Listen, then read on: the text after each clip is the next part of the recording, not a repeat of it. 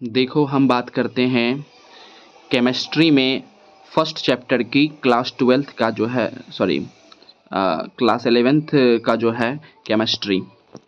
ठीक है, इंटर का जो केमिस्ट्री का फर्स्ट चैप्टर है हमारा बेसिक कॉन्सेप्ट ऑफ केमिस्ट्री, उसकी बात करते हैं। ठीक है, तो चलो जल्दी से 10 मिनट 15 मिनट में जल्दी से ख़त्म करते हैं। तो इसमें हम सबसे पहले बात करते हैं मोल की।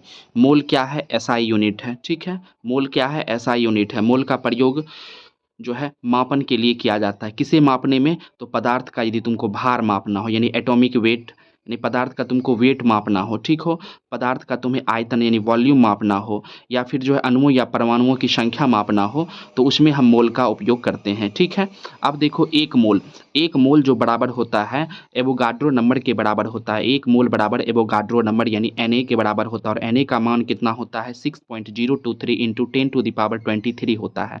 इसके अलावा और भी चीज़ें याद रखेंगे। एक मोल जो होता है बराबर होता है अणुओं के आणविक भार के या फिर ग्राम आणविक भार के। ठीक है, यानी अणु के लिए जो होता है एक मोल बराबर होता है आणविक भार या फिर ग्राम आणविक भार। परमाणु के लिए एक मोल बराबर होता है परमाणुविक भार के, यानी परमाणु के लिए बात करें तो एक मोल जो होता है उसके परमाणु भार के बराबर होता है या फिर ग्राम परमाणु भार के बराबर होता है। वहीं गैस के लिए बात करें तो एक मोल बराबर होता है गैस का 22.4 लीटर, गैस का 22.4 लीटर। ठीक है, यानी हमने क्या समझ लिया कि एक मोल किसके बराबर होता है? तो एवोगाड्रो नंबर यानी Na के बराबर होता है, यानी 6.023 इंटू 10⁻23 के बराबर होता है। अणु के लिए आणविक भार या फिर ग्राम आणविक भार के बराबर होता है। परमाणु के लिए परमाणुविक भार या फिर ग्राम परमाणु भार के बराबर होता है। और गैस के लिए जो होता है 22.4 लीटर आयतन के बराबर होता है। ठीक है, अब बात करें मोल जो है, मोल की बात करें या फिर एवोगाड्रो संख्या की बात करें, दोनों ही क्या है? मात्रकहीन राशि है, मात्रकहीन राशि है, इसका कोई मात्रक नहीं होता है। अब अगला टर्म आप याद रखेंगे कि 1/Na, Na यहाँ पे क्या है? एवोगाड्रो नंबर है। ठीक है, 1/Na जो है 1/Na बराबर ही होता है 1 AMU, 1 AMU, या इसी को बोलते हैं 1 डाल्टन बोलते हैं। ठीक है, AMU का मतलब क्या होता है? Atomic mass unit. ठीक है, और इसका वैल्यू कितना होता है? 1.66 इंटू 10⁻24 ग्राम होता है। केजी में बोलेंगे तो 1.66 इंटू 10⁻27 केजी बोलेंगे। ठीक है, अब देखो जब सवाल आएगा, कोई भी सवाल आएगा, तो गैसों के लिए आपको मोल का संबंध रिलेशन याद रखना है कि मोल बराबर हमारा क्या आया था? तो मोल बराबर जो हमारा आता है, ठीक है, तो मोल बराबर होता है यानी तुम्हारा वेट दिया हुआ रहे तो वेट को एटॉमिक वेट या मॉलिक्यूलर वेट से भाग दे देंगे तो मोल निकल जाएगा।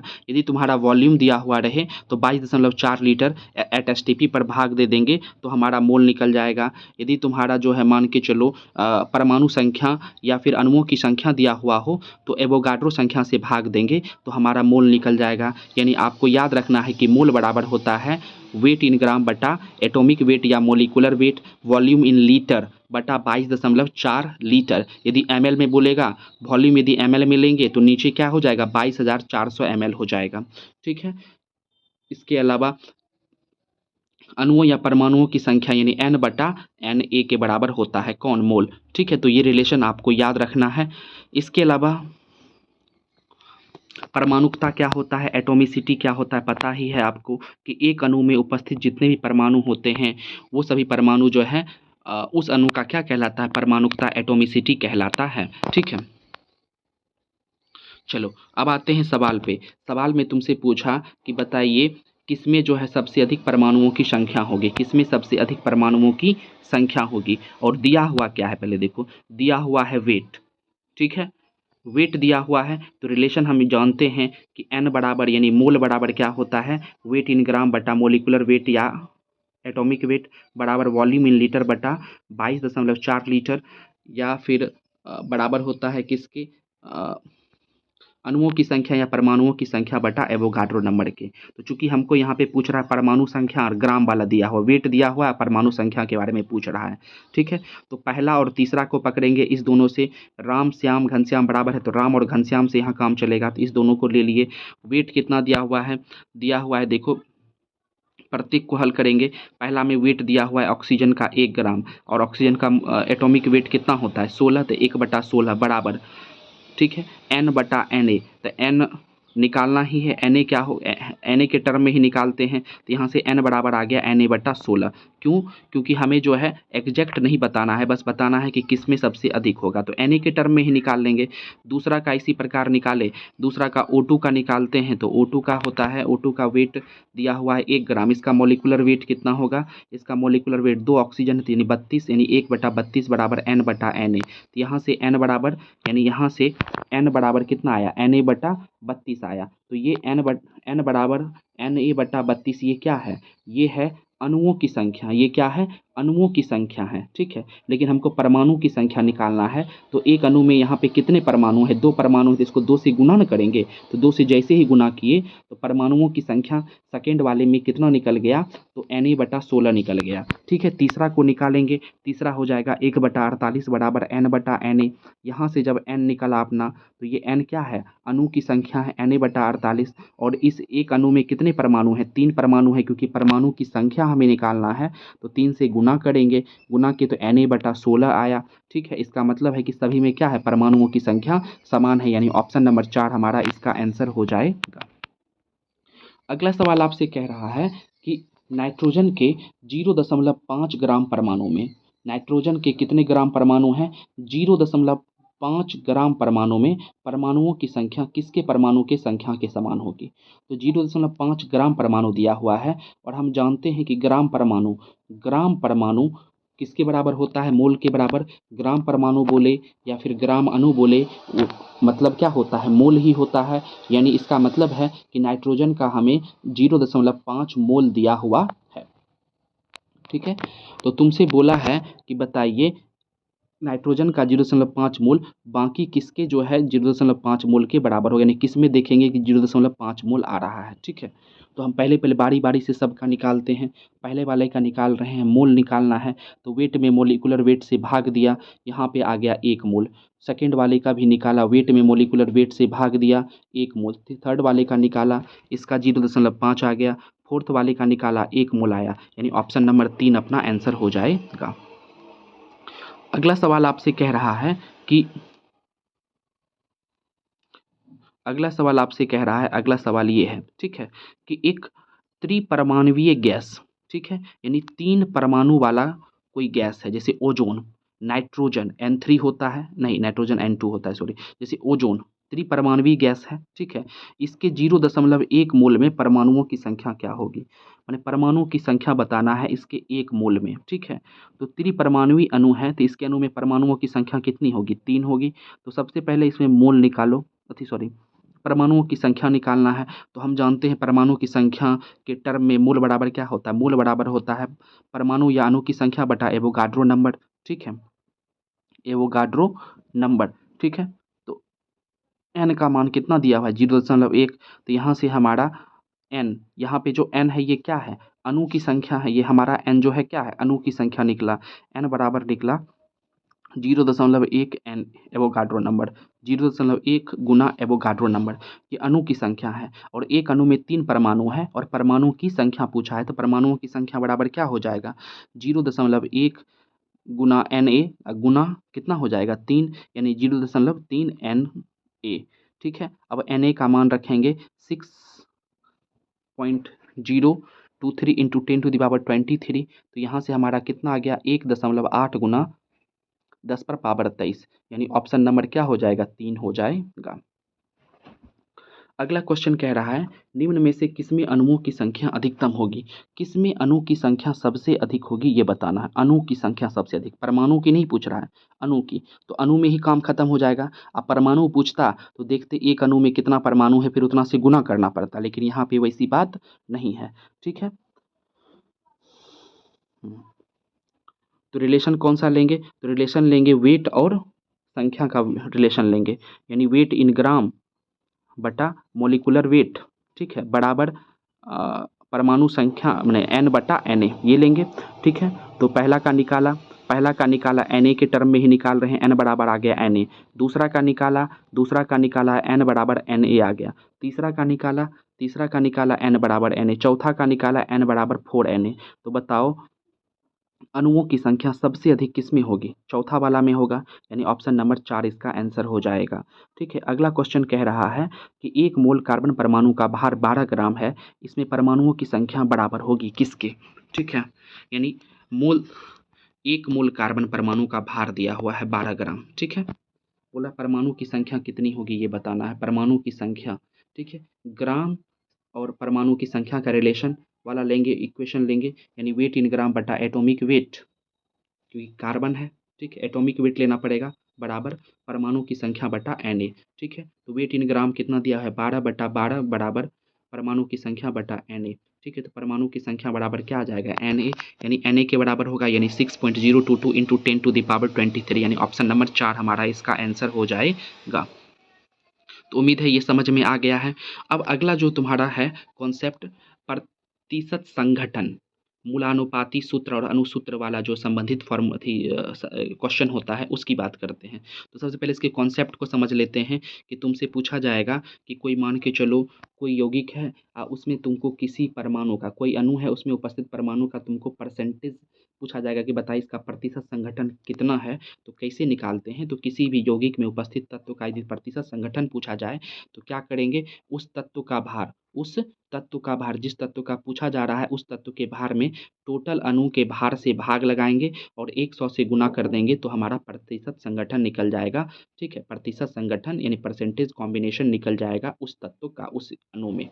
ठीक है, अब इसकी मदद से अब हम मान के चलो तुम्हारा क्वेश्चन में प्रतिशत दिया हुआ है। ठीक है, कोई अणु है, अणु में कुछ परमाणु का प्रतिशत संगठन दिया हुआ है, बोला कि बताइए इसका जो है इम्पेरिकल फॉर्मूला यानी मूलानुपाती सूत्र क्या होगा। तो देखो इसका कॉन्सेप्ट क्या होता है। तो जो जो तत्व है टेबल इस तरह से बना के निकालेंगे, जो जो तत्व है वो पहले लिख लेंगे, फिर उसका प्रतिशत मात्रा 1-2 का दिया होगा तो बाकी उसकी मदद से निकाल लेंगे। उसके बाद क्या करेंगे? प्रतिशत मात्रा जो है उसमें भाग लगाएंगे उस तत्व के एटॉमिक वेट से, प्रतिशत मात्रा में उस तत्व के एटॉमिक वेट से भाग लगाएंगे और जो मान आएगा उसमें देखेंगे कौन सबसे कम है, कौन सबसे मिनिमम है, उस मिनिमम मान से प्रत्येक में भाग लगा करके, ठीक है, जो सरल अनुपात प्राप्त होगा वही हमारा मूलानुपाती सूत्र होगा, वही हमारा मूलानुपाती सूत्र होगा। ठीक है, और ध्यान रखेंगे जो अनुसूत्र होता है, जो वास्तविक अनुसूत्र होता है वो उसी का छोटा रूप होता है मूलानुपाती सूत्र,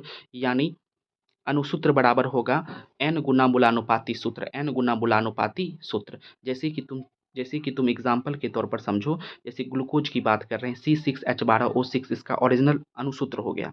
ठीक है, इसी का मूलानुपाती सूत्र बोलेंगे तो देखो ये कट के छः छः सब में है तो छः हटा लो सबसे। ठीक है, तो क्या हो जाएगा? CH2O हो जाएगा, CH2O हो जाएगा। तो यहाँ पे n का मान कितना हो गया? 6 हो गया। चलो अब इस पे आधारित सवाल करते हैं। सवाल तुम्हारा है कि दो तत्व एक्स और वाई दोनों का परमाणु भार दिया हुआ है, बोला कि मिल करके जो है ना ये एक यौगिक का निर्माण कर रहा है, और आगे बोला जा रहा है कि एक्स जो है 75.8% है। एक्स कितना है? 75.8% है। तो बताना है कि यौगिक का मूलानुपाती सूत्र क्या होगा। दो तत्व हैं एक्स और वाई, दोनों का एक का मात्रा दिया हुआ एक्स का 75.8, तो बाकी का 100 में से घटा लो, क्योंकि दो ही तत्व है तो 100 में से घट जाएगा 75.8 तो दूसरे का निकल जाएगा, यानी 24.2% हो गया। अब उसके बाद क्या करेंगे? इस प्रतिशत मात्रा में उसके एटॉमिक वेट से भाग लगाएंगे। तो एक्स का एटॉमिक वेट 75 है तो 75 में 75 से भाग लगाएंगे। वाई का एटॉमिक वेट 16 है तो वाई वाले का जो है उसमें 16 से भाग लगाएंगे तो हमारा मान आ गया 1.01, इसका आ गया 1.51। ठीक है, इसका कितना आ गया? 1.51। अब क्या करेंगे? दोनों में मिनिमम कौन है? तो दोनों में मिनिमम है 1.01। अब इस 1.01 से दोनों में भाग लगाएंगे। जैसे ही भाग लगाएंगे तो एगो आ गया 1 और दूसरा आ गया 1.51। तो हमारा जो है मूलानुपाती सूत्र क्या हो गया? x1 y 1.5। इसी को जो है इंटीजर में लिखने के लिए क्या करेंगे? 2 से गुना कर दो ताकि इंटीजर में आ जाए, यानी x2 y3 हमारा इसका क्या हो गया? मूलानुपाती सूत्र हो गया। ठीक है, यानी ऑप्शन नंबर 4। अगला सवाल को भी इसी तरह से बना लेंगे। दो यौगिक है ए और बी, दोनों सॉरी दो माने कोई यौगिक है जिसमें दो तत्व हैं, एक ए है और दूसरा बी है। ठीक है, ए का दिया हुआ है 25%, तो बी कितना हो जाएगा 75%। ए का अब क्या करेंगे, परसेंटेज में जो है एटॉमिक वेट से भाग लगाएंगे। तो ए का है 12.5, तो 12.5 से भाग लगाया। बी में है जो 37.5, 37.5 से भाग लगाया। अब दोनों का मान आ गया 2 2, तो दोनों का मान आ गया 2 2, तो दोनों जो है मिनिमम ही है, तो 2 से क्या कर लो, प्रत्येक में भाग लगा दो, तो एक एक आ गया। यानी हमारा जो ये मूलानुपाती सूत्र हो जाएगा, क्या हो जाएगा, ए बी हो जाएगा, ए बी, यानी ऑप्शन नंबर 1 आंसर इसका हो जाएगा।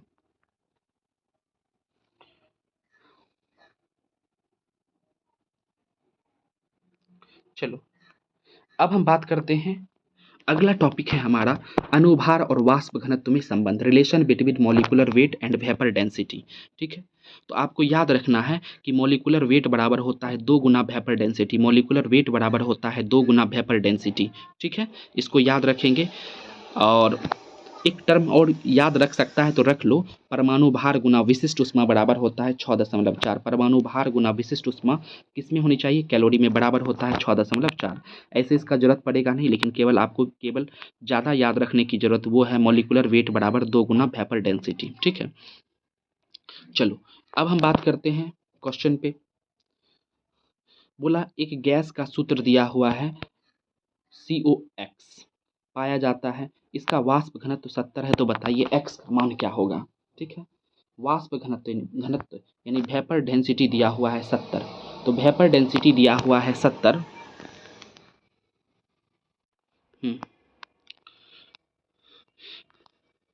देखिए सवाल क्या है आपका, कोई गैस है उसका सूत्र दिया हुआ है x के टर्म में, बोला इसका वाष्प घनत्व कितना है, इसका वाष्प घनत्व 70 है, तो बताना है x का मान क्या होगा। तो बाबू वाष्प घनत्व दिया है वेपर डेंसिटी, तो यहाँ से मोलिकुलर वेट निकाल लेंगे उस गैस का। मोलिकुलर वेट बराबर क्या होता है 2 गुना वेपर डेंसिटी, तो यहाँ से मोलिकुलर वेट आ गया 140 ग्राम, यानी ये टोटल कितना होगा 140 ग्राम। तो अब देखो कार्बन और ऑक्सीजन मिला करके इसका आणविक भार कितना हो रहा है, 28 ग्राम हो रहा है। 28 ग्राम, तो बताओ 28 ग्राम का 28 का कितना गुना होता है 140, तो 5 गुना। इसका मतलब है कि x के जगह पे क्या रखाएगा, 5 रखाएगा, यानी x का मान हो जाएगा 5। कोई दिक्कत। तो इसी तरह के आसान आसान सवाल पूछे जाते हैं।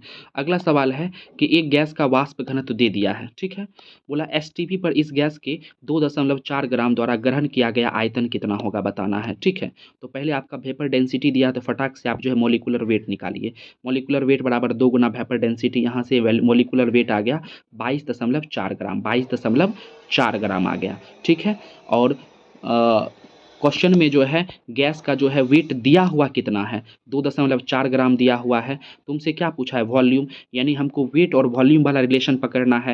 यानी लिखेंगे वेट इन ग्राम बटा मोलिकुलर वेट बराबर वॉल्यूम इन लीटर बटा 22.4 लीटर एट एसटीपी। ठीक है, तो वेट इन ग्राम हमारा दिया हुआ है 2.4, मोलिकुलर वेट हमने निकाल लिया 22.4, वॉल्यूम इन लीटर हमें निकालना है और बटा 22.4, तो यहाँ से वॉल्यूम इन लीटर अपना कितना निकल गया, सॉल्व करने के बाद 2.4 लीटर, यानी ऑप्शन नंबर 4।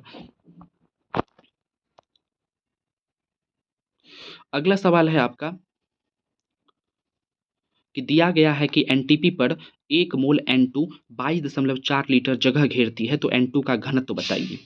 ठीक है, क्या यहाँ पे वाष्प घनत्व बोला, नहीं। जब तक वाष्प घनत्व नहीं बोले तब तक वाष्प घनत्व यानी वेपर डेंसिटी की बात नहीं करेंगे। यहाँ पे केवल घनत्व बोला, तो इसका मतलब है कि सिंपल डेंसिटी की बात हो रही है। ठीक है, तो सिंपल डेंसिटी की बात हो रही है, तो पहले क्वेश्चन समझो। बोला क्या, एनटीपी पर जो है 1 मोल N2 का वॉल्यूम कितना है, 22.4 लीटर है। 1 मोल N2 का वॉल्यूम कितना है, यानी 1 मोल N2 का जो वॉल्यूम है 22.4 लीटर है। देखो तुम हमको पहले ये बताओ, 1 मोल N2 का भार, 1 मोल N2, 1 मोल N2 जो होगा, 1 मोल N2 जो होता है, 1 मोल N2 का जो भार होगा किसके बराबर होगा, अणु के भार बराबर, आणविक भार के बराबर होगा। 1 मोल N2 का जो भार होगा वो उसके आणविक भार के बराबर होगा, यानी 28 ग्राम हो जाएगा। ठीक है, 28 ग्राम हो गया। और आयतन बोला है कि 22.4 लीटर ये जगह छे रही, यानी आयतन का मान दिया हुआ है। और घनत्व बराबर हम क्या जानते हैं, घनत्व यानी डेंसिटी बराबर हम जानते हैं mass upon volume, mass upon volume, यानी 28 बटा 22.4 लीटर, यानी 1.25 ग्राम पर लीटर, यानी ऑप्शन नंबर 1 हमारा आंसर हो जाएगा। अगला सवाल अच्छा सवाल है। ठीक है, क्वेश्चन कह रहा है कि 374 डिग्री सेल्सियस और 1 बार दाब पर 1.8 ग्राम जलवाष्प का आयतन होगा। ठीक है, जलवाष्प, जल वाला वाष्प, जल जब वाष्प के रूप में बदल जाता है तब भी तो बाबू वो H2O ही रहता है, क्योंकि H2O 3 स्टेज में हो सकता है, ठोस में भी हो सकता है, द्रव में भी हो सकता है, वो जल वाष्प के रूप में भी हो सकता है। क्या बोला, 374 डिग्री सेल्सियस पर 1 बार दाब पर इतना ग्राम जलवाष्प यानी H2O का आयतन कितना होगा बताना है, यदि R का मान दे दिया है। इसका मतलब है कि आइडियल गैस इक्वेशन लगने वाला है PV बराबर nRT। तो बाबू टेम्परेचर जो लेंगे वो केल्विन में लेंगे, और डिग्री सेल्सियस से केल्विन में जाने के लिए क्या करते हैं, 273 जोड़ते हैं। तो डिग्री सेल्सियस में 374 डिग्री सेल्सियस है तो केल्विन में कितना हो जाएगा, 273 जोड़ दो, यानी 647 केल्विन हो जाएगा। प्रेशर आपका दिया हुआ है 1 बार दिया हुआ है, प्रेशर आपको बार में ही लेना है, क्योंकि आर जो है, आर का मान जो दिया है वो बार वाला ही लिया गया है। ठीक है, वेट इन ग्राम, वेट इन ग्राम जो आपको बाबू दिया गया है, ध्यान देंगे, वेट इन ग्राम कितना बोला है, 1.8 ग्राम बोला है। ठीक है, और मोलिकुलर वेट कितना होता है जल का, 18 ग्राम होता है। आर का मान दे दिया 0.0831 बार लीटर पर केल्विन पर मोल हो गया, तो ये दिया हुआ है। आइडियल गैस इक्वेशन से हम जानते हैं पीवी बराबर nRT, पी के जगह 1 रखेंगे, भी तो निकालना ही है। ठीक है, एन एन एन कैसे निकालेंगे, मोल कैसे, तो वेट बटा मोलिकुलर वेट। ठीक है, आर का मान दिया हुआ है, टेम्परेचर केल्विन में निकाल ही लिए, 647 रखेंगे, और अपना आंसर आ जाएगा लीटर में। आयतन किस में आ जाएगा, लीटर में, 5.37 लीटर, यानी ऑप्शन नंबर 4 इसका आंसर हो जाएगा। ठीक है, अब अगला है हमारा रस समीकरण पर आधारित सिद्धांत, यानी स्टोइकियोमेट्री बेस्ड कॉन्सेप्ट। ठीक है, रस समीकरण मतलब समझते हो, जो समीकरण बैलेंस है, जो समीकरण बैलेंस है उसी समीकरण को रस समीकरण हिंदी में बोला जाता है। अब उस पर आधारित सवाल की बात करते हैं। ठीक है, उस पर आधारित सवाल की बात करते हैं, तो यहाँ पे ध्यान देंगे कि जब भी इस तरह के सवाल की, जब भी इस बैलेंस्ड इक्वेशन पे जो सवाल आएगा उसमें लिमिटिंग रिएजेंट देखना पड़ेगा। ठीक है, सीमांत कारक। तो चलो, तो इसमें 2 केस हो सकता है, या तो हमारा क्या हो, एक ही क्रियाकारक हो, यानी एक ही अभिकारक हो। तो जब एक ही अभिकारक है तो वही हमारा लिमिटिंग रिएजेंट हो जाएगा, वही हमारा क्या हो जाएगा, लिमिटिंग रिएजेंट हो जाएगा। ठीक है, जैसे ए टूट करके बी और सी बनाया। ठीक है, अब बैलेंस जब इसको किए तो ए के साथ जो है कॉफिशिएंट में 1 आया, बी के साथ 3 आया, सी के साथ 4 आया। ठीक है, कुछ भी आ सकता है, एक मान के चल रहे हैं, ए के साथ 1 आया, बी के साथ 3 आया, सी के साथ 4 आया। ठीक है, तो यहाँ पे एक ही अभिकारक है तो वही हमारा लिमिटिंग रिएजेंट हो जाएगा। तो इस हिसाब से हमारा क्या हो जाएगा, ए का मोल बटा उसका कॉफिशिएंट यानी 1 बराबर बी का मोल, बी जितना मोल होगा यानी बी का मोल बटा उसका कॉफिशिएंट, सी का मोल बटा उसका कॉफिशिएंट यानी 4 हो जाएगा। लेकिन जब एक से अधिक क्रियाकारक यानी अभिकारक उपस्थित हो तो हमें लिमिटिंग रिएजेंट की पहचान करनी पड़ती है। तो कैसे पहचान करेंगे, तो हम क्या करेंगे कि जो मोल दिया गया है, ठीक है, जो मोल दिया गया है और उसमें भाग लगाएंगे उसके कॉफिशिएंट से जो मिनिमम आएगा, जिसका मिनिमम आएगा वही हमारा लिमिटिंग रिएजेंट यानी सीमांत अभिकर्मक हो जाएगा। जैसे कि क्वेश्चन से समझो, 2a प्लस 3b बराबर 4c प्लस 5d है। समीकरण बैलेंस किया हुआ है, यदि समीकरण बैलेंस ना हो तो पहले बैलेंस कर लेंगे। यहाँ पे देखो 2 अभिकारक है, a और b। ठीक है, a का मोल दे दिया है क्वेश्चन में 4 है, b का 3 मोल। तो अब दोनों में कौन होगा सीमांत कारक, लिमिटिंग रिएजेंट कौन होगा। ठीक है, तो पता करेंगे, तो दिए गए मोल में उसके कॉफिशिएंट से भाग देंगे, a का निकालेंगे तो a का हो जाएगा 4/2, b का हो जाएगा 3/3। तो ए का आ गया मान 2, अब बी वाला का आ गया 1, तो मिनिमम कौन है, बी वाला। इसका मतलब है कि बी के अनुसार ही जो है हमारा रिएक्शन चलेगा। ठीक है, यानी ए वाले को अब तुम भूल जाओ, यानी अब केवल जो फॉर्मूला लिखाएगा वो क्या लिखाएगा, बी का मोल बटा उसका कॉफिशिएंट यानी 3 बराबर सी का मोल बटा उसका कॉफिशिएंट यानी 4 बराबर डी का मोल बटा उसका कॉफिशिएंट यानी 5 लिखाएगा। ठीक है, चलो अब इस पे आधारित सवाल करते हैं, सवाल पे आ जाते हैं।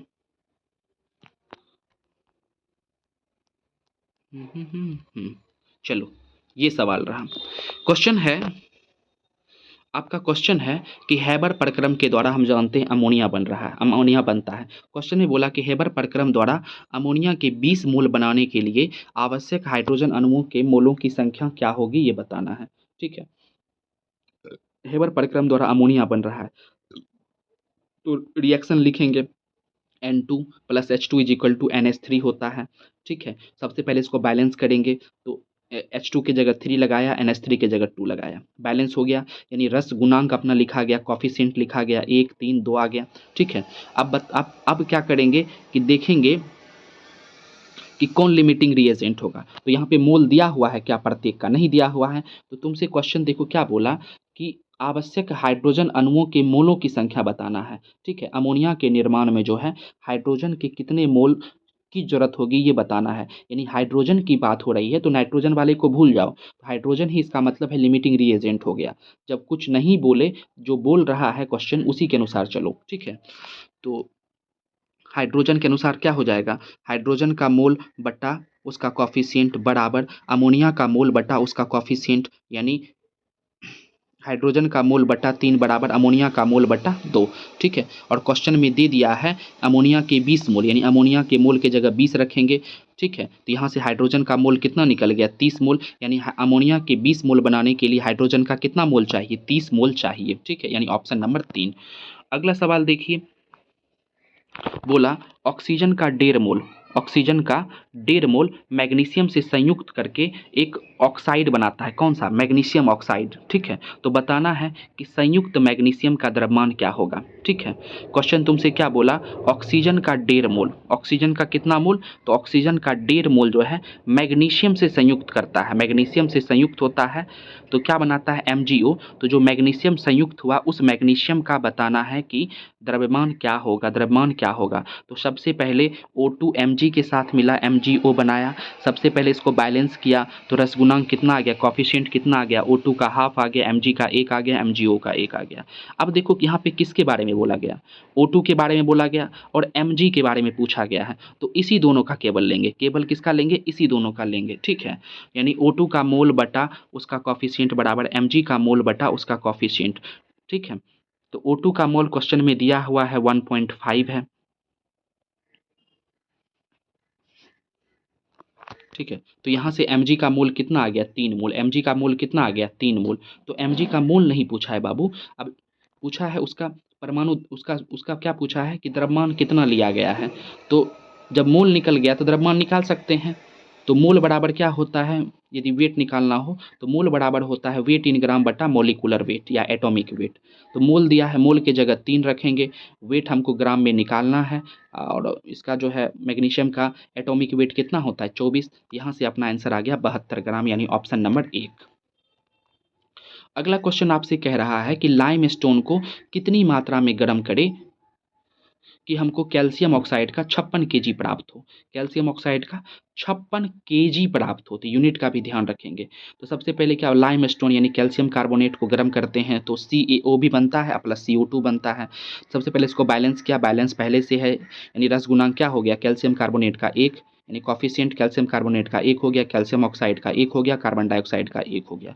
तुमसे क्या बोला, लाइम स्टोन और कैल्शियम ऑक्साइड की बात हो रही है, तो केवल इसी दोनों को लेकर चलना है, यानी कैल्शियम कार्बोनेट का मोल बटा उसका कॉफिशिएंट बराबर कैल्शियम ऑक्साइड का मोल बटा उसका कॉफिशिएंट, यानी कॉफिशिएंट में दोनों का 1 1 रखाएगा। अब मोल, अब कैल्शियम ऑक्साइड का हमको वेट दिया हुआ है, तो पहले उसका जल्दी से मोल निकालो। तो कैल्शियम ऑक्साइड का मोल निकालना है तो हमें क्या लेना पड़ेगा, वेट इन ग्राम बटा मोलिकुलर वेट। तो वेट ग्राम में लेना पड़ेगा, यहाँ पे 56 केजी है तो इसको ग्राम बदलेंगे तो 56,000 ग्राम हो जाएगा। अब बटा इसका मोलिकुलर वेट कितना होता है 56, तो कट के कितना हो गया 10 पर पावर 3, यानी कैल्शियम ऑक्साइड का मोल कितना आ गया 10 पर पावर 3। तो रखेंगे यहाँ से, तो कैल्शियम कार्बोनेट का मोल निकल गया। ठीक है, तो कैल्शियम कार्बोनेट का मोल निकला है कितना निकला है 10 पर पावर 3 निकला है। लेकिन क्वेश्चन में क्या बोला है कि मात्रा बताइए, तो उसका वेट निकालना पड़ेगा। तो मोल बराबर क्या होता है, वेट इन ग्राम बटा मोलिकुलर वेट। ठीक है, जबकि यहाँ पे कैल्शियम कार्बोनेट का मोलिकुलर वेट कितना है 100, तो यहाँ से हल करने पे कितना आ गया 10 पर पावर 5 ग्राम, यानी 100 केजी, यानी ऑप्शन नंबर डी, यानी हमारा इसका आंसर हो जाएगा। अगला सवाल है आपका a प्लस टू बी बराबर सी दिया हुआ है। बोला उत्पाद की निर्मित मात्रा ज्ञात कीजिए यदि अभिक्रिया a के 5 मोल और b के 8 मोल से प्रारंभ होती है। क्वेश्चन में इस बार देखो दोनों का मोल दे दिया अभिकारक का कि a माने अभिक्रिया जो प्रारंभ होती है a के 5 मोल से प्रारंभ होती है और b के 8 मोल लेने से प्रारंभ होती है। तो सबसे पहले हमने इक्वेशन को बैलेंस किया हुआ दिया हुआ है, नहीं दिया हुआ होता तो हम कर लेते। तो कॉफिशिएंट हमारा हो गया ए का 1, बी का 2 हो गया, सी का 1। तो सबसे पहले हम लिमिटिंग रिएजेंट यानी सीमांत अभिकर्मक निकालेंगे। तो मोल बटा कॉफिशिएंट, तो ए का निकालना है तो ए का मोल बटा कॉफिशिएंट यानी 5/1 और बी का मोल बटा कॉफिशिएंट, तो बी का मोल है 8 और उसका कॉफिशिएंट है 2 यानी 8/2 यानी 4 आ गया। तो मिनिमम किसका आया? बी का आया। तो बी के अनुसार काम करेंगे, ए को भूल जाओ यानी बी के अनुसार रिएक्शन होगा, बी के आधार पर रिएक्शन होगा। ठीक है, तो क्या लिखेंगे? बी का मोल बटा उसका कॉफिशिएंट बराबर सी का मोल बटा उसका कॉफिशिएंट। ठीक है, और बी का मोल कितना दिया हुआ है? 8 दिया हुआ है। तो सी का मोल हमारा कितना निकलेगा? 4 यानी ऑप्शन नंबर हमारा 4 इसका आंसर हो जाएगा। अब हम समझते हैं तुल्यांकी भार को। अब हम समझते हैं तुल्यांकी भार को यानी इक्विवेलेंट वेट को, इक्विवेलेंट वेट को। ठीक है, देखो जब भी तुमको तत्व का तुल्यांकी भार निकालना हो, सीधे ध्यान रखेंगे, जब भी तुमको तत्व का तुल्यांकी भार निकालना हो तो क्या करोगे? उस तत्व के परमाणु भार में उसकी संयोजकता से भाग लगा दोगे, उस तत्व के परमाणु भार में उसकी संयोजकता से भाग लगा दोगे। आयन का निकालना हो तब जिसपे कोई चार्ज हो प्लस माइनस, तो क्या करोगे? जो उसका भार होगा, भार में क्या करोगे? उसकी संयोजकता से भाग लगा दोगे, उसकी संयोजकता से भाग लगा दोगे। ठीक है, यानी आयन से कोई मतलब नहीं, आयन का निकालना है तो ठीक, लेकिन तुमको आयनिक यौगिक का निकालना है। तो आयनिक यौगिक का निकालना है बाबू, तो धनायन का अलग निकालेंगे तुल्यांकी भार और ऋणायन का तुल्यांकी भार अलग अलग निकालेंगे, दोनों को जोड़ देंगे तो हमारा आयनिक यौगिक का निकल जाएगा। जैसे एग्जाम्पल के तौर पर समझो, H2SO4 का तुल्यांकी भार निकालना है तो H प्लस का तुल्यांकी भार निकालो और SO4 2 माइनस का निकालो। ठीक है, क्योंकि इस पे 2 है, धनायन अपना H प्लस है और ऋणायन कौन है? SO4 है। तो इस दोनों का निकालो। H प्लस का निकालना है तो कैसे निकालोगे? तो सिंपल सी बात है, परमाणु भार में उसकी संयोजकता से भाग देंगे। हाइड्रोजन का परमाणु भार कितना होता है? 1 होता है, संयोजकता भी 1 ही होता है, 1/1 यानी 1 हो जाएगा। सल्फेट माने SO4 की बात करें, इसका परमाणु, इसका जो है भार कितना हो जाएगा? इसका भार हो जाएगा इसका हो जाएगा 16 चौक 64 और 32 32 64 96 96। और इसका जो होता है संयोजकता कितना होता है? इसका संयोजकता 2 होता है, 96 में 2 से भाग लगाएंगे 48 हो गया, यानी हमारा कितना आ गया? 1 + 48 यानी 49, यानी H2SO4 का तुल्यांकी भार क्या हो जाएगा? 49 हो जाएगा। ठीक इसी प्रकार अम्ल या क्षार का तुल्यांकी भार बोले तो क्या करो? अनुभार में जो है तुम भाग लगा दो, किससे? क्षारकता या अम्लीयता से। क्षारकता या अम्लीयता, अम्लीयता क्या होता है बाबू? अम्लीयता क्या होता है समझो। देखो अम्ल के केस में क्षारकता होता है और क्षार के केस में अम्लीयता होता है।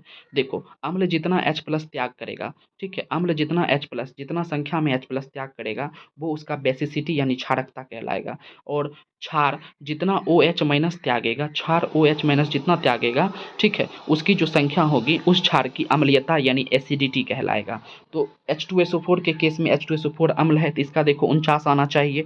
तो करते हैं, H2SO4 का हम जानते हैं परमाणु भार थी, अनुभार कितना होता है? 98 बटा इसका जो है बेसिसिटी यानी क्षारकता कितना H प्लस देगा? 2H प्लस, तो 2 से भाग लगाएंगे यानी 49 आ गया।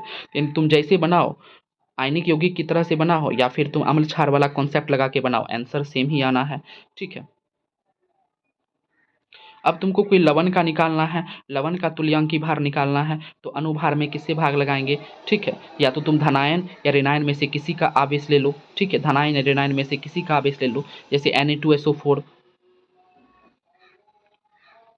Na2SO4 ये लवण है। अब ये लवण है तो इसका तुमको बोले हम तुल्यांकी भार निकालो, तो इसका अनुभार में तुम या तो अनुभार में या तो तुम धनायन वाला यानी Na प्लस से भाग लगा दो या फिर SO4 2 माइनस यानी 2 माइनस से भाग लगा दो। ठीक है,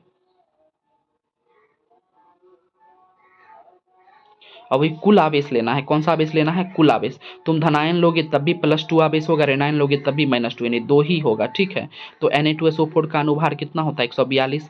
ठीक है, इसका तुल्यांकी भार तो 142 में कितना से भाग लगाएंगे? या तो धनायन का कुल आवेश ले लो, धनायन का कुल आवेश कितना है? देखो एक Na पर है प्लस, तो 2 Na है ना, तो दो प्लस हो गया, या तो दो प्लस या फिर दो माइनस, यदि या दो से भाग दे दो, ठीक है, तो अपना आ गया 71।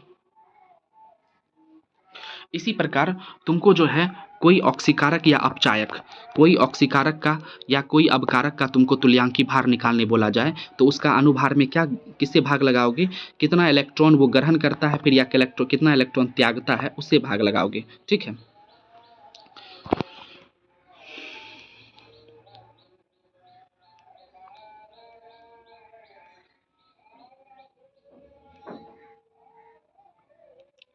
चलो